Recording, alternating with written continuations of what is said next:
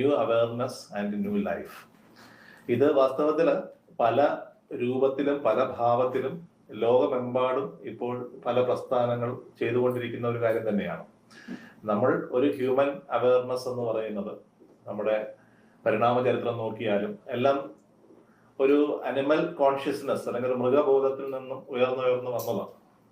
അങ്ങനെ മൃഗബോധത്തിനകത്ത് ഒരു മനുഷ്യബോധത്തിന്റെ സാധ്യത ഉണ്ടായിരുന്നു. അതുകൊണ്ടാണ് മുൻപില്ലായിരുന്ന മനുഷ്യൻ എന്ന് പറയുന്ന ജീവി പിന്നീട് രൂപം പ്രാപിച്ചത്. അത് രൂപം പ്രാപിക്കുവാൻ കാരണം അതിന്റെ ഉള്ളിൽ, മൃഗത്തിന്റെ ഉള്ളിൽ അങ്ങനെ ഒരു പൊട്ടൻഷ്യൽ ഉള്ളത് കൊണ്ടാണ്. അതുപോലെ തന്നെ മനുഷ്യബോധത്തിന്റെ ഉള്ളിൽ ഒരു പൊട്ടൻഷ്യൽ ഉണ്ട്. ഇതിന്റെ next step of evolution in consciousness, അതിന്റെ ആ പ്രോസസ്സ് നടന്നുകൊണ്ടിരിക്കുകയാണ്. അപ്പോൾ കൂടുതൽ ബെറ്റർ ആയിട്ടുള്ള ഒരു ഹ്യൂമൻ ബീയിങ്, അതാണ് നവബോധം കൊണ്ട് ഉദ്ദേശിക്കുന്നത്.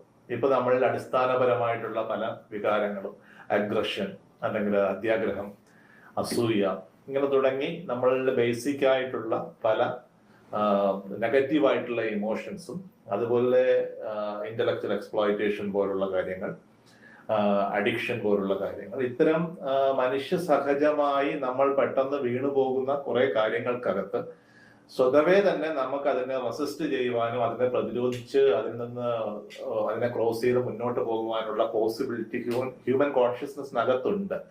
അപ്പൊ അത് പല സാധ്യതകളിലൂടെ, സാധനയിലൂടെ നമ്മുടെ ഗുരുക്കന്മാർ അല്ലെങ്കിൽ ഉപനിഷത്ത് കാല ഋഷിമാരൊക്കെ പണ്ടേ കണ്ടിട്ടുള്ളതാണ്, ഭഗവത്ഗീതയിൽ പണ്ടേ കണ്ടിട്ടുള്ളതാണ്. പക്ഷെ അത് ഈ കാലഘട്ടത്തില് ആ പരിണാമത്തിലേക്ക് കൂടുതൽ ആൾക്കാർ അതിലോട്ട് മാറിക്കൊണ്ടിരിക്കുകയാണ്. അപ്പൊ ആ നവബോധം അത് ഇവിടെ മാത്രം നടക്കുന്ന ഒരു പ്രോസസ് അല്ല, ലോകം മുഴുവൻ നടക്കുന്നതാണ്.